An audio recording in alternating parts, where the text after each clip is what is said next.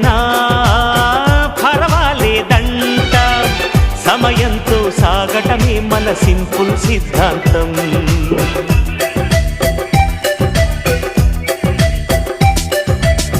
చిరుగాలికి పరిమళమిచ్చి సిరిమల్లెల వనమై ఉందాం, గగనాన్ని నేలను కలిపి హరివిల్లుల బంతెన అవుదాం.